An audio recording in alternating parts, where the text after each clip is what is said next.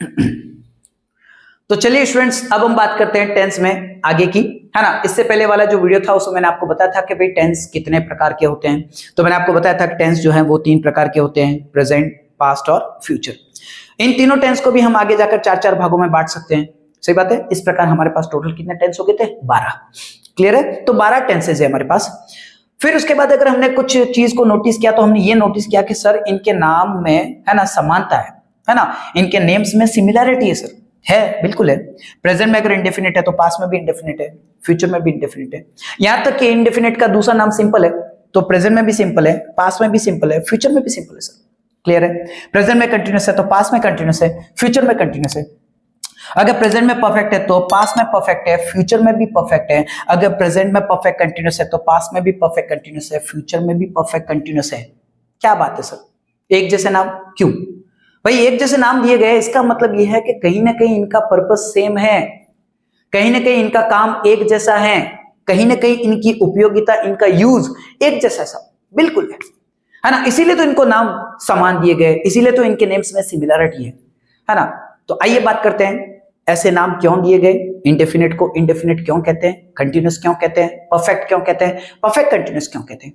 तो सुनिएगा, सबसे पहले हम बात करें, है ना, इंडेफिनिट की एक हल्का फुल्का इंट्रोडक्शन दे देता हूं। बाकी तो हम हर टेंस में पढ़ेंगे भाई कौन सा टेंस क्या काम करता है, कैसे काम करता है, ठीक है, हम अलग से देखेंगे। फिलहाल हम एक बार क्लियर कर देते हैं कि भाई इनके नाम इस प्रकार से क्यों दिए गए हैं।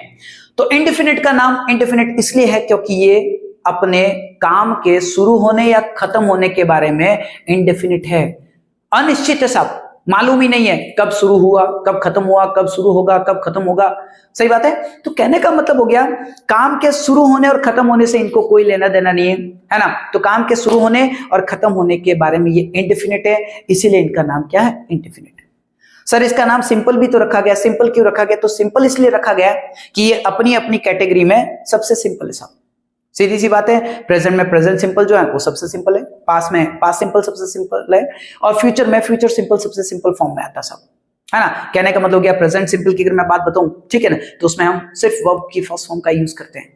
अगर हम पास्ट सिंपल में देखें तो सिंपल में सिर्फ हम सेकंड फॉर्म का प्रयोग करते हैं। तो कहने का मतलब ये सबसे, है ना, सिंपलेस्ट फॉर्म है सब, है ना। सीधी सी बात है। दूसरा में आपको हेल्पिंग वर्ब लगाना, आईएनजी जोड़ना, थर्ड फॉर्म लगाना, मतलब कई सारे, कहने का मतलब दिक्कतें, कई सारी परेशानियां, कई सारे कामकाज करने पड़ेंगे आपको एक्स्ट्रा। लेकिन सिंपल में सिर्फ आपको अपनी सिंपल फॉर्म की बात करनी और बात खत्म, इसीलिए इनका नाम सिंपल है। अब हम बात करते हैं कंटिन्यूस।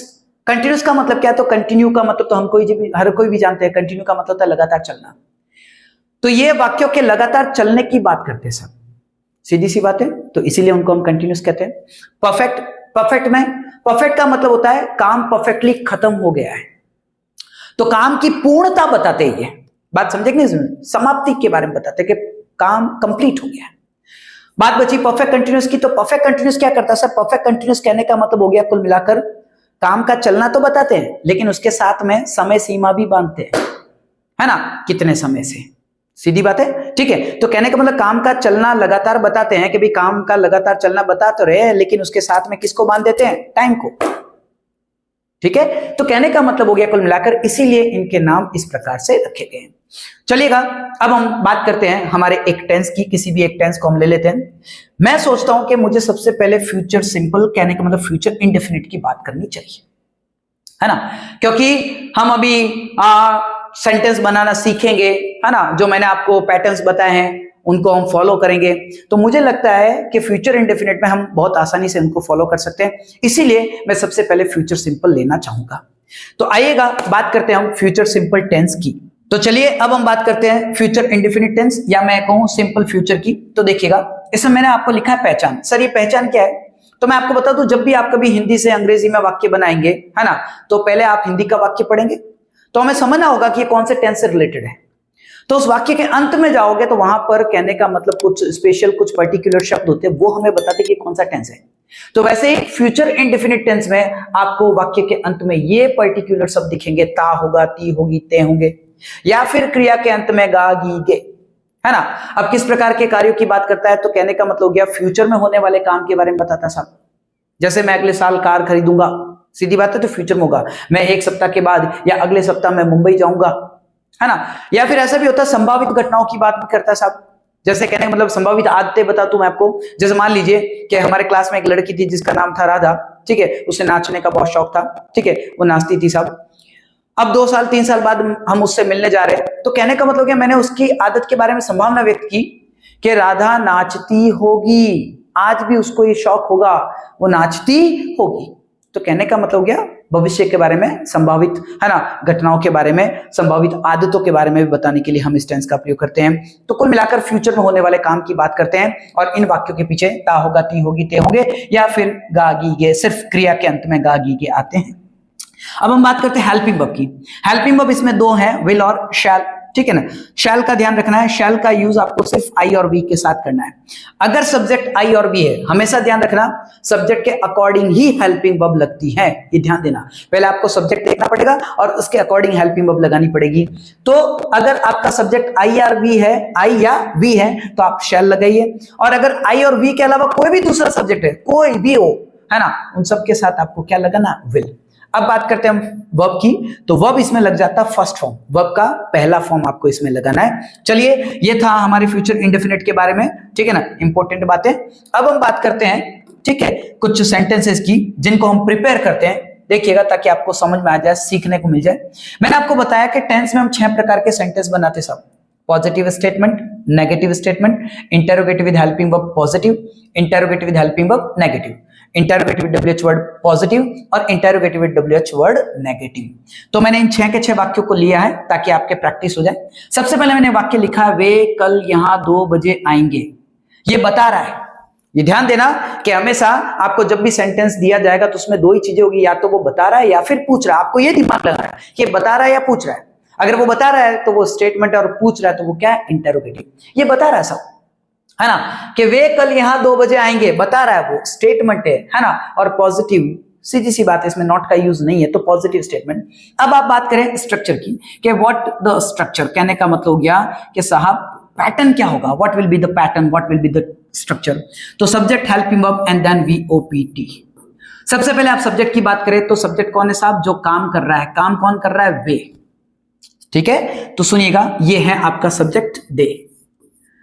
दे के बाद हम लगाएंगे हेल्पिंग वर्ब। हमने देखा है शैल है आई और वी के साथ, कहने का मतलब अगर आपका सब्जेक्ट आई और वी है तो आपको लगाना शैल, नहीं तो आपको लगाना विल। यहां पे ना तो आई है ना वी है सब्जेक्ट के रूप में, यहां पे दे है, इसलिए मैं यहां पे लगा दूंगा विल। नेक्स्ट हम बात करते हैं वर्ब। वर्ब का मतलब होता है कार्य। अब इसमें क्या काम है, काम है सर आने का। बिल्कुल, ये टेंस कहता है फर्स्ट फॉर्म लगाओ, आने को हम कम कहते हैं और कम का जो फर्स्ट फॉर्म है वो क्या है, कम। ओके सर, तो दे विल कम, ठीक है। अब कहने का मतलब आ जाएगा आपका ऑब्जेक्ट, इसमें ऑब्जेक्ट नहीं है, फिर आ जाएगा प्लेस, है साहब, हियर, यहां, ठीक है। तो दे विल कम हियर। अब आएगा टाइम, कब आएंगे, 2 बजे, तो आप कह सकते हो एट 2 o'clock। कंप्लीट, क्लियर है। नेक्स्ट, अगले वाला सेंटेंस, ये फिर पॉजिटिव स्टेटमेंट है। एक और एग्जांपल लिया मैंने, मैं आपके लिए 2 घंटों तक इंतजार करूंगा। ये फिर बता रहा है, मैंने आपको कहा या तो बताएगा या पूछेगा, ये बता रहा है, स्टेटमेंट है और इसमें नहीं का यूज नहीं हुआ, मतलब ये पॉजिटिव स्टेटमेंट है। क्लियर है। What will be the structure, sorry what will be the structure, तो कहने का मतलब क्या, subject, helping verb and then VOPT। सबसे पहले सब्जेक्ट कौन है, मैं। इंतजार करने का काम कौन करेगा, मैं। ओके, आई। अब मैंने बताया आई के साथ हम क्या लगा देंगे, हेल्पिंग वर्ब के रूप में शैल, तो आई शैल। नेक्स्ट आएगा वर्ब काम। काम क्या है, इंतजार करना। इंतजार करने को कहते हैं wait, WAIT, first form wait. Okay, I shall wait. Okay, अब आ जाएगा कहने का मतलब ऑब्जेक्ट, है ना। तो सीधी सी बात है आपके लिए, तो यहां पर आपको एक प्रीपोजिशन रखना पड़ेगा, फॉर यू, फॉर, है ना। तो I shall wait for you. अब हम बात करते हैं प्लेस, ठीक है, तो प्लेस यहां पर नहीं है। अब बात करते हैं हम टाइम। टाइम है साहब 2 घंटों के लिए, तो के लिए हम शब्द यूज करेंगे फॉर 2 hours। क्लियर है। तो I shall wait for you for 2 hours। Clear हो गया। अब हम बात करते हैं नेक्स्ट सेंटेंस की, तो सुनिएगा, देखिए नेक्स्ट सेंटेंस अगर मैं तीसरा ले लूं तो साहब तीसरा सेंटेंस है आपके लिए, राधा कल स्कूल नहीं जाएगी, बता रहा है, स्टेटमेंट है लेकिन नहीं का यूज हुआ है, मतलब नेगेटिव स्टेटमेंट है सर। बहुत बढ़िया, ये क्या है, नेगेटिव स्टेटमेंट है। ओके, ये नेगेटिव स्टेटमेंट है। And what will be the structure, what will be the structure, तो स्ट्रक्चर हो जाएगा साहब subject, helping verb, not, and then VOPT। सबसे पहले सब्जेक्ट की बात करें तो स्कूल कौन नहीं आएगी, राधा नहीं आएगी, सीधी सी बात है, तो राधा हो गया आपका सब्जेक्ट। अब हम बात करते हैं हेल्पिंग वर्ब की, तो विल और शैल। अगर आई और वी होता सब्जेक्ट तो मैं शैल लगाता, यहां राधा है तो मैं क्या लगा दूंगा, विल। उसके बाद आ जाएगा मेरा नॉट, उसके बाद आएगा वर्ब, वर्ब है जाना, सीधी बात है, टेंस कहता फर्स्ट फॉर्म लगाओ तो हमने लगा दिया फर्स्ट फॉर्म, तो राधा विल नॉट गो। अब आ जाएगा ऑब्जेक्ट नहीं है, फिर आएगा प्लेस है, कहां जाएगी, स्कूल, कहां नहीं जाएगी, स्कूल, ठीक है। तो जब कभी भी है ना कहीं जाना होता है तो हम उसके आगे एक प्रीपोजिशन लगा देते टू, ये ध्यान देना, तो टू स्कूल, तो Radha will not go to school. अब है टाइम, बिल्कुल है सर, कल, कल को हम कहते हैं टुमारो, ओके, ये आ गया आपका सेंटेंस, तो Radha will not go to school tomorrow. Next हम बात करते हैं, क्या तुम चाय लोगे। अब ये सर सेंटेंस कैसा है, तो मैं आपको बता दूं, ये है इंटेरोगेटिव, लेकिन इंटेरोगेटिव भी कैसा है, with helping verb. Okay sir, sir आपको कैसे पता पड़ा, देखो इसका आंसर हाँ ना में आ रहा है, क्या आप चाय लेंगे, क्या तुम चाय लोगे, कहने का मतलब हाँ ना में आंसर आ रहा है, बिल्कुल आ रहा है। और उसके बाद एक और चीज बता दूं, वाक्य में सबसे पहले आपको क्या दिखाई देगा, क्या है ना, अगर सेंटेंस में सबसे पहले क्या दिखाई देता तो वो इंटेरोगेटिव विद हेल्पिंग वर्ब है। उसके बाद पॉजिटिव और नेगेटिव, तो इसमें नहीं का यूज नहीं हुआ, ये पॉजिटिव है। Then what will be the structure, तो स्ट्रक्चर हो जाएगा subject, helping verb, sorry interrogative with helping verb है, एक मिनट होल्ड कीजिएगा, एक मिनट, स्ट्रक्चर हो जाएगा साहब आपके helping verb, then subject, then VOPT। Okay sir, सबसे पहले मैं सब्जेक्ट लगाऊंगा, है ना, सॉरी सबसे पहले मैं हेल्पिंग वर्ब लगाऊंगा। सब्जेक्ट कौन है, सब्जेक्ट है सर तुम। अब तुम जब सब्जेक्ट है तो तुम को हम कहते हैं यू, और मैंने आपको कहा अगर आई और वी हो तो शैल लगाओ, नहीं तो आप क्या लगाओ, विल। ओके सर, मैं यहां पे लगा दूंगा साहब विल। अब आएगा सब्जेक्ट आपका यू, फिर आएगी वर्ब लेना, लेने को हम कहते हैं टेक, ये है आपका काम। अब आएगा ऑब्जेक्ट, क्या लेगा, तो टी, तो कहने का मतलब हो गया will you take tea, clear है, चलिएगा। अब हम बात करते हैं आगे। नेक्स्ट अगर हम सेंटेंस देखें तो आपके सेंटेंस हो जाएगा, फिर से अगर हम देखें तो क्या राम 2026 में यहां नहीं रहेगा, ये भी इंटेरोगेटिव विद हेल्पिंग वर्ब है, बिल्कुल इंटेरोगेटिव विद हेल्पिंग वर्ब है। सबसे पहले क्या है वाक्य में, है ना, इसका आंसर हाँ ना में आएगा, क्लियर है। तो दोनों चीजें देख ली हमने, वाक्य के पहले सबसे पहले क्या है और आंसर भी किस में आएगा, यस और नो में, ये इंटेरोगेटिव विद हेल्पिंग वर्ब है। लेकिन पॉजिटिव है या नेगेटिव, तो बिल्कुल साहब ये नेगेटिव है क्योंकि इसमें नहीं का यूज हुआ है। Okay, and then what will be the structure, तो स्ट्रक्चर हो जाएगा helping verb, subject, not, and then VOPT। आइए बात करते हैं सबसे पहले सब्जेक्ट हेल्पिंग वर्ब की। तो हम पहले सब्जेक्ट को देखेंगे, सब्जेक्ट कौन है, सब्जेक्ट है राम, सही बात है ना, यहां कौन नहीं रहेगा, राम, हम राम की बात कर रहे हैं, सब्जेक्ट राम है। राम के साथ क्या लगेगा सर, विल, अगर आई और वी होता तो मैं शैल लगाता, नहीं तो मैं क्या लगा दूंगा, विल। अब आएगा सब्जेक्ट विल राम, नेक्स्ट आ जाएगा नॉट, उसके बाद आएगा वर्ब, वर्ब का मतलब हो गया काम, काम इसमें हो रहा है रहने का, रहने को कहते हैं लिव, है ना, फर्स्ट फॉर्म क्या रहता है साहब, लिव। ओके, अब आएगा ऑब्जेक्ट, ऑब्जेक्ट नहीं है, फिर आएगा प्लेस है, यहां, यहां को हम कहते हैं हियर। अब आएगा टाइम, टाइम क्या है, 2026, सही है, और 2026 में हो रहा है, मतलब कुल मिलाकर हमें प्रीपोजिशन की जरूरत पड़ेगी इन 2026, क्लियर है, तो यहां आ गया, है ना, will Ram not live here in 2026, क्या राम यहां 2026 में नहीं रहेगा, क्लियर है। नेक्स्ट हम बात करें अगले वाला क्वेश्चन, आप अगले वर्ष यहां क्या करोगे, ये भी पूछ रहा है, बता नहीं रहा है, पूछ रहा है, इंटेरोगेटिव है, लेकिन इंटेरोगेटिव कैसा है, विद WH वर्ड, ये कैसा इंटेरोगेटिव है, with WH word. Okay sir, clear है।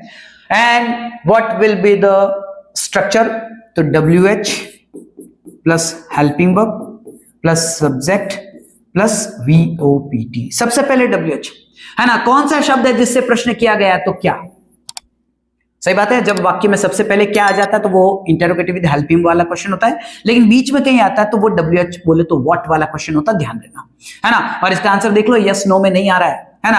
आप अगले वर्ष यहाँ क्या करेंगे, क्या करोगे, तो कारण बताएगा, है ना, मतलब सॉरी वो बताएगा भाई मैं क्या करूंगा क्या नहीं करूंगा, सीधी सी बात है। ओके ठीक है, तो WH है, क्या को हम इंग्लिश में कहते हैं व्हाट। अब आएगा हेल्पिंग वर्ब। पहले सब्जेक्ट को देखो, सब्जेक्ट है आप, यू, है ना। आई और वी होता तो मैं शैल लगाता, यू के साथ मैं विल लगाऊंगा, व्हाट विल। अब आएगा सब्जेक्ट यू, फिर आएगा वर्ब करना, काम कौन है भाई, करना, तो करने को हम कहते हैं डू, फर्स्ट फॉर्म हो जाता है डू, तो व्हाट विल यू डू।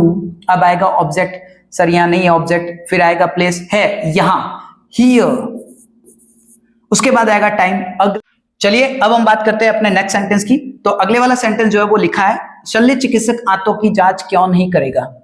ये भी पूछ रहा है, मैंने आपको कहा है दो ही बातें होती है, या तो बताता है या पूछता है, क्लियर है। बताता है तो स्टेटमेंट और पूछता है तो इंटरोगेटिव। ठीक है सर, कौन सा इंटरोगेटिव, ये विद WH वर्ड है। सर कैसे पता पड़ा, क्यों से क्वेश्चन कर रहा है, किससे क्वेश्चन कर रहा है, क्यों से क्वेश्चन कर रहा है ना, क्यों, व्हाई, तो क्यों से क्वेश्चन कर रहा है इसीलिए WH वर्ड वाला ही है। उसके बाद में ये नेगेटिव है क्योंकि इसमें नहीं भी बैठा है साहब, क्लियर है। तो what will be the structure, तो स्ट्रक्चर हो जाएगा WH plus helping verb plus subject plus not plus VOPT। Okay sir, सबसे पहले WH बोले तो कौन हो गया, क्यों। क्यों के लिए हमारे पास शब्द है व्हाई।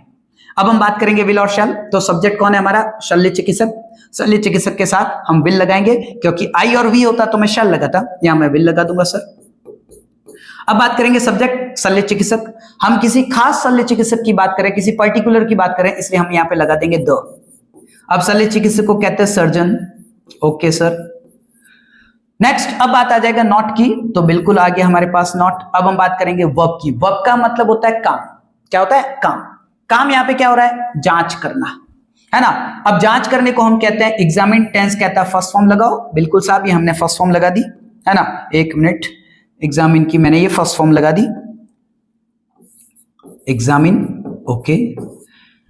क्या एग्जामिन करना है, वो हो जाएगा ऑब्जेक्ट, सीधी बात है। तो ऑब्जेक्ट कौन है, आते, सीधी सी बात है। तो कहने का मतलब हो गया why will the surgeon not examine intestine, है ना। आंतों को क्या कहते हैं, इंटेस्टाइन्स, आंतों की बात हो रही इसलिए intestines question mark. Why will the surgeon not examine intestines, clear है ना। तो ये हमने बात की सिंपल फ्यूचर टेंस की, ठीक है। मुझे लगता है कि मैंने आपको सारी बातें बता दी हैं और मैं ऐसे आशा करता हूं कि आपको सब कुछ समझ में आया भी होगा। चलिए अब बात करते हैं हम लाइक शेयर और सब्सक्राइब की।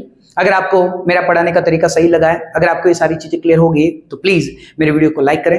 आपको लगता है किसी और के काम आ सकता है ये वीडियो, है ना, मेरा चैनल, तो उन्हें मेरे चैनल को रेकमेंड करें, उन्हें मेरे चैनल को, है ना, मेरे चैनल का लिंक उन्हें शेयर करें। आप भी सब्सक्राइब करें, दूसरों को भी सब्सक्राइब करवाएं, ठीक है।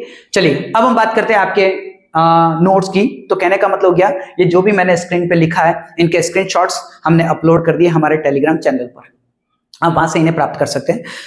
बात रही हमारे टेलीग्राम चैनल के लिंक की, तो वो हमने नीचे डिस्क्रिप्शन में दे रखा है। चलिएगा अब इसके बाद हम बात करेंगे नेक्स्ट वीडियो में, तब तक के लिए आप सभी को धन्यवाद, थैंक यू वेरी मच।